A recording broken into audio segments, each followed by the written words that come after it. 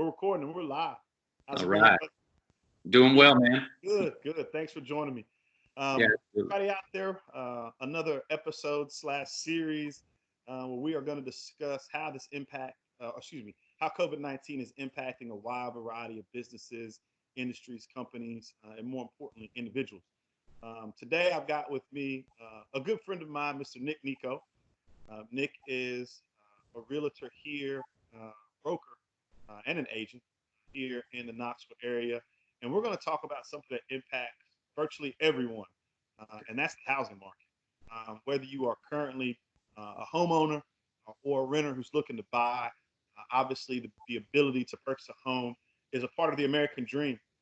And we've been through crisis here about a decade or so ago where the housing market collapsed. And obviously, with what we've got going on right now, there's a lot of fear around um, what that's going to look like in the coming years. So, Nick is an excellent realtor, expert in his field. And so, we want to hear from him and pass some hopefully good information along to you all. But as well, we also want to make sure we pass along some tips, both for brokers, agents, and the people that are in the home buying process or hope to get there sooner rather than later. So, with that said, Nick, you want to give a little bit of your background and kind of tell the people who you are and what you do? Sure. Yeah. So, like Kenneth said, I'm Nic Nicaud, and I'm an agent, and I've got a team at Keller Williams here in Knoxville, and I've been selling for over 15 years, and I've kind of had I don't know if it's a privilege uh, or a negative, but I started in the recession almost the last downturn, as you just mentioned earlier. So this will be another one that we'll probably walk through, and it's definitely something to keep our eyes on. Obviously, we're all quarantined at home, and things are looking different, and will probably look different for years to come. So, yeah, we've got a team of about 6 agents, and just trying to continue to serve the community. And as you mentioned, housing is the backbone pretty much of America, small business, and we're just trying to be relevant to it as well as being resourceful and helpful. So, Resourceful and helpfulness are those are so important right now. Now we were talking before we got on our call and started video recording this when we met, and I guess it's been about 2.5 years ago. You and I met at a mastermind event with several other business professionals where we got together and we just wanted to learn how we could support each other from a business perspective. And you and I have actually developed a really good friendship over the last couple of years, man. yeah, absolutely. Yeah. We spend a lot of time together, so I'm happy that you're taking the time to do this. So I guess the first question that I have for you, and hopefully it will be of value to the people that are listening right now, is where is the market right now? You know, are people buying? Are people selling? I know interest rates have been all over the place over the last 90 days. Um, what's going on right now in the retail market? Or excuse me, in the residential home market? Yeah, that's a great question. So some of the things that we're seeing is the production is still what it was a month or 2 months ago. Well, we see a dramatic decrease in our showings for obvious reasons. You know, people are staying home. What we've had to adjust as realtors is we do a lot more virtual tours, and but as far as people looking to buy homes, you know, people, they have to have a place to lay their head. So those that are really just truly serious about buying, that's the most activity we're seeing. People who are looking for down the future, you know, 6, 7 months from now, those have kind of slowed down, as you can imagine. You know, a lot of online tours, things of that nature. But as far as the market in general, we don't see too much slowdown with regards to contracts. It's just gotten tricky, if that makes sense. So many of my colleagues, many of our agents on our team, we're still binding contracts, but it's a dramatic 90% showings have dropped. I mean, it's people are less having a physical presence in homes these days, which is a good thing for the current situation we're in. You know, Yeah, from a health and safety perspective. absolutely. We were talking about our variance in attire before we started, and I said I'm in my regular IT company T-shirt, and obviously you look a lot nicer. Although we don't know, you could have boxers and house shoes on that we can't see right now. But you said that you had a virtual tour after this. Yeah. Tell me, kind of talk to me about Number one, what that looks like, and then number two, how you all are going about doing virtual tours from a technology perspective. Yeah, absolutely. Great question. So a lot of what we're using is FaceTime.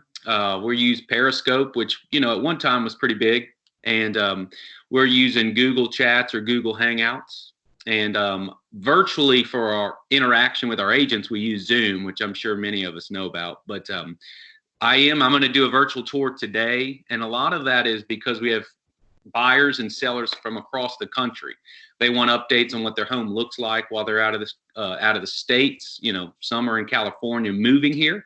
Some have relocated due to jobs, and they just want updates on their home. So what we do with the social distancing is we just do virtual tours. And depending on what that client has as a resource is what we try to adapt to. If they use FaceTime, we'll use that. But today I'm going and I'm just going to do a tour of a couple of homes. Myself, I'll do one. And then I have another agent who will do one on my team 30 minutes later. And a lot of that is just we're sitting at home and we're trying to take advantage of certain empty homes or vacant, if you will. And we're just kind of doing some tours for clients while things are slow as far as physical activity. So you're not actually going into the home or let me ask, are you actually going to the home with the phone or FaceTime and showing people rooms? Or do you already have the virtual tour of the home that's set up and you and the potential buyer can view the home together on a technology platform? What's that look like? Well, that both really. We've got we're working on getting 4D cameras. We've got a couple of 3D where they set them in and they circle, pan the room. Those are great for people who are looking online. And I believe I'm sure we'll get into it. That's sort of where we'll start going. Current market or last year, I guess, and prior, many agents would look for what we call pre-approval letter. Have they spoken to their lender before entering the home? Yeah. And I believe we're moving to a time where people are going to start asking the question, have they seen the virtual tour before we let them in our home? And there's lots of things that are going to change like that. So, but to answer your question, today is actual a physical walk through the house virtual tour. Probably we'll do it on Facebook, but also it's for clients, again, out of state.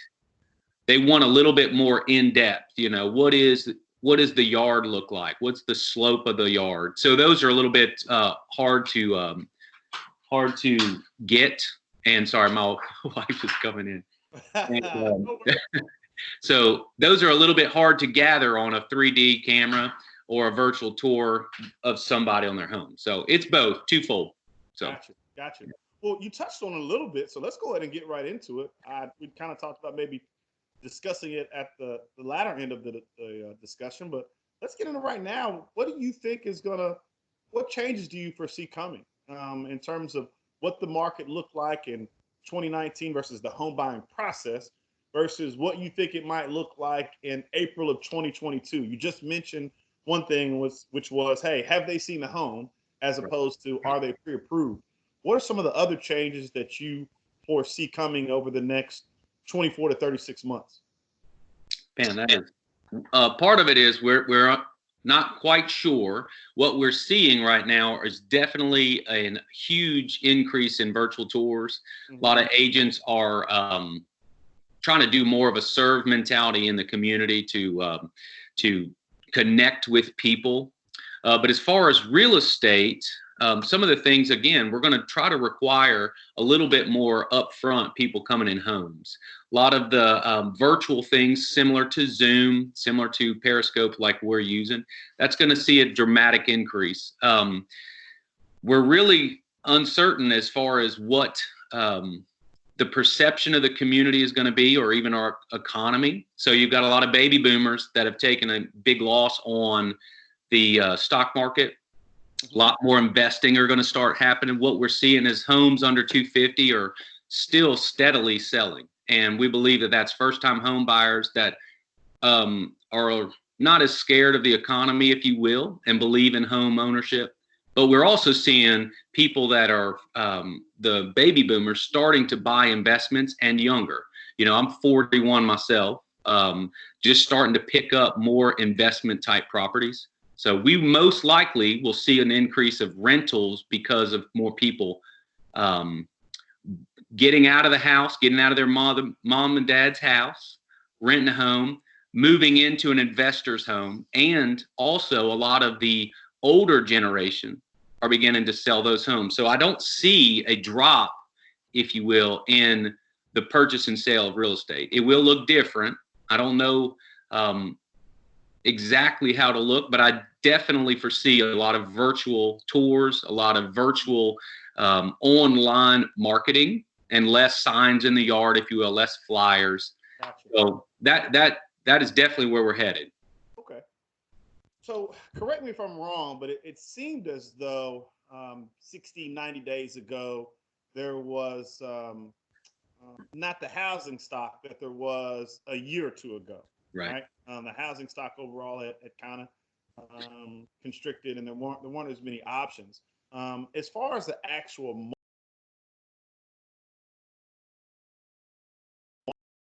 now, is it a seller's market right now? And then behind that, home prices. Are you Right. seeing an increase, a decrease in pricing? Has it flattened out? Talk to us a little bit about those two specific areas. Yeah, great. Well, regarding housing, and what we've seen in the last 5 to 10 years is an increase in new construction. So that's helped the home, the market, if you will, right? The housing market has had a shortage of homes. So we definitely don't have the inventory we need. We actually still don't have that. So that keeps it as a seller's market to a slight degree. We've seen the demand slow down, especially with COVID-19. That has kind of caused people to hold back and see what's going to shake out. We're, as agents, encouraging our sellers to kind of hold firm a little bit on prices. But that being said, we're also not encouraging our sellers to stretch that price higher. There will be an absolute correction to the market. Don't believe, especially in Knoxville or even the state of Tennessee, we're a thriving economy here. We're definitely continuing to increase in our value. And sorry, my kids are knocking on the window. You asked what it's going to look like. Hey, there's so much grace for family members being in videos right now, man. We all understand, man. No problem. They're over there going. Yeah. So, but yeah, so we have seen like a moratorium on new construction. So that will drive the inventory down again. Yeah. It might stall home ownership or the selling of homes. But what we're also seeing coupled with that, Kenneth, is someone in my shoes who's 41, lived in the same house for 7 years. I have to find a home on the market that is a step up, if you will. That doesn't always mean bigger or more expensive. It just means a step up to I've got kids and I need something that's more not a lateral move, but more a move up.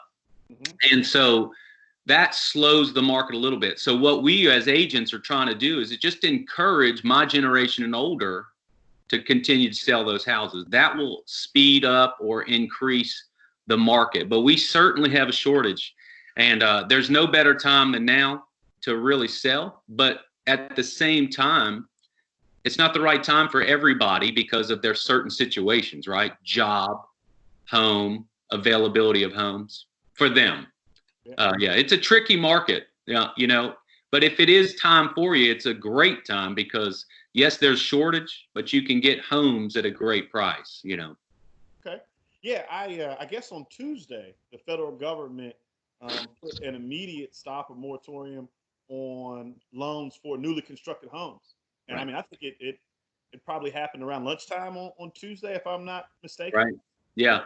That was immediate. My best friend is in the mortgage lending industry, and they got an email and it said, "Hey, no more." So if you didn't know that, hopefully we've been able to provide some type of valuable information for people out there. Okay, so now when you look at agents and brokers, obviously they're in slightly different roles, although many brokers are still serving as agents in terms of them actually still selling homes. What advice do you have for anyone from an upcoming agent who's only been in the industry for a year or two to a broker who's been doing it for 20 years? What type of advice would you give to them on how to be successful in today's market? Well, I would advise them sort of what we're doing with our team. Just continue to serve your friends, continue to serve your sphere and the things that you're a part of, whether that's a nonprofit, your kids' schools, certain communities that you're involved in. And right now, it's tough to see what we would call a transaction of a home sale. What we can control is how we're serving people, what we're doing to dig in. A lot of restaurants are struggling right now. So some of our agents are delivering food or delivering drinks to their friends, their clients, and just kind of shifting the mindset of housing 100% to shifting to how can we serve in the community. And I think that if we can, as agents, speaking as an agent, continue to be a positive outlet or an encourager, that's the main thing to focus on. And I encourage our team. We are all at home. If you've got kids, it's even louder, in my opinion. I've got two at the house. I want to hear from you. And so I just encourage agents, reach out to your friends, your sphere, just check on them. A lot of people are calling it their buddy check, hey, just my buddy check. I'm calling in, Kenneth, how you doing? And we don't need to talk real estate. No one is thinking about real estate unless they're one of the fortunate few that need to buy or sell right now. Let's just be a resource. My cousin said something the other day, which I thought was very, very big for me to hear. He said, this is the first pandemic to unify the world. Yeah. Since almost biblical time, or way BC, and I was trying to think through, man, what was the last time that every nation, country came together? So just have more conversations similar to what you and I are doing. Let's just dig deeper into relationships. So as far as agents, that is really where we start. It is about the relationship, and people trust those. The saying is, people listen to those who listen. And I would say, I do business with those that I trust.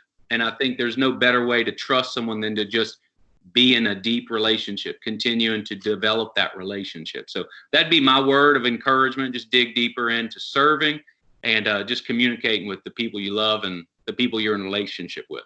So, Awesome.